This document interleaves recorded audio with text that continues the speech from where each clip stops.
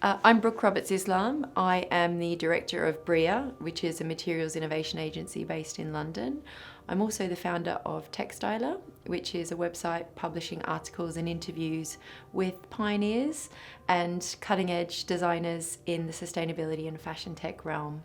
Yeah, there's a lot going on in my day-to-day. Well, the path wasn't really a path I planned, actually. It happened quite by accident. I'm originally from Australia and I grew up on a sheep farm, so it couldn't be further from London, really. But I studied science in Sydney University, and became a radiographer.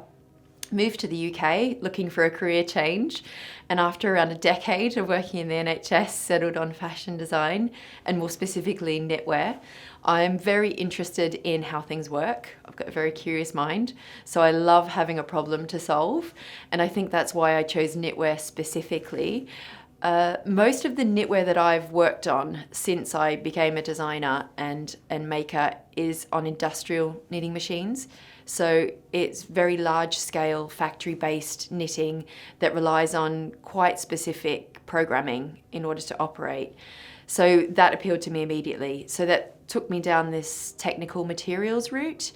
I ran a fashion brand from 2009 for 7 years. It was a knitwear brand that I founded based on translating CT and MRI brain and sinus scans into knitted fabrics and then garments. And I sold those at high-end boutiques in London and abroad. So I was doing the fashion thing for a time, and I realized during that journey that I really wanted to spend my time experimenting and playing with the technology behind knitting and getting access to the newest machines rather than focusing on producing products every season. So I pivoted and launched the agency in 2016, and that's when our focus, along with my co-founder, really became about experimenting and creating these projects, R&D projects that are mostly grant funded. So we look for big problems and then try to bring together a team and the expertise to solve them.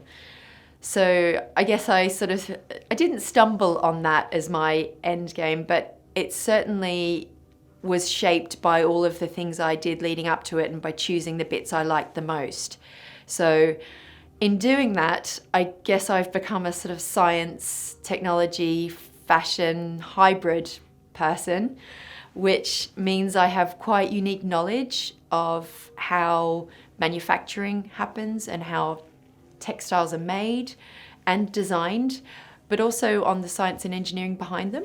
So it means I'm in a position to talk about new innovations. I'm able to explain them generally, I think, in quite a clear and understandable way, even if you're not from a science or engineering background.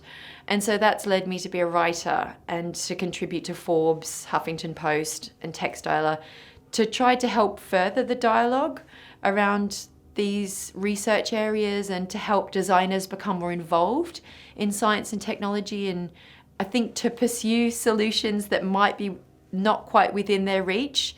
They have the idea about how to maybe solve them, but they don't know how to approach it from a scientific or technological standpoint. So I'm trying to foster, and I guess encourage that exploration and get people in a room at events. I do a lot of panel discussions as well as writing to talk about these things and to develop this area. So that's how I've ended up doing what I'm doing. Yeah, I think students and sort of young designers are grabbing onto it because it's a new aspect to their toolkit. I think historically the access to materials has been quite limited for students and designers. The gatekeepers of materials have been the big factories, big mills abroad, and it's been a case of beg, borrow, steal situation to try to get your hands on interesting materials. So I think this gives the power to the designers, to the creators. They can shape the materials they want and then create products from them.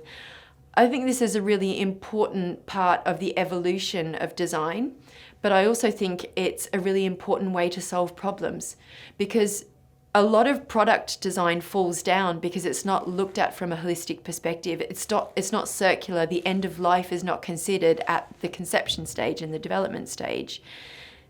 The whole impetus towards sustainability and towards circularity relies on an understanding and an astute application of materials. And I think that the designers that are coming out and studying material futures, studying the MA by design, studying at the RCA, where I probably would have studied 15 years ago if that was an option, I think they're all understanding this and grabbing onto it and taking design, materials and fashion somewhere else. So yeah, there's definitely an impetus behind it. Well, it's already happening actually in agriculture. My dad farms in a very different way today than he did when I was a little baby running around on the farm. He manages a 5,000 acre farm pretty much single-handedly, and that's largely to do with new technology. It's to do with GPS set up in the tractors and in the machinery. It's due to the enhanced nature of the cycle of the cropping. It's due to the way that the animals are managed, irrigation systems, solar-powered pumps all over the farm. There's lots of ways that new technology and new innovation has meant less requirement for manual work. They haven't quite cracked shearing yet. It's still manual. But I'm sure robotics will get a look in fairly soon. So there are already a reduction in jobs, but this is not unique to agriculture by any means. This is also happening on the production floor. This is happening across the fashion industry as the pressures and the metrics towards faster production, cheaper production, and quicker sort of turnaround of design is constantly demanded by brands. So it means that people have already needed to be replaced by certain digitized machines in factories in order to keep speed. So rather than this just being about loss of jobs in agriculture, I think we have to look at the mechanism of the industry as a whole, the demands that are being placed on it by brands, retailers, and consumers, and then understand what's going to happen to the people doing those jobs now if we keep accelerating in the way that we are.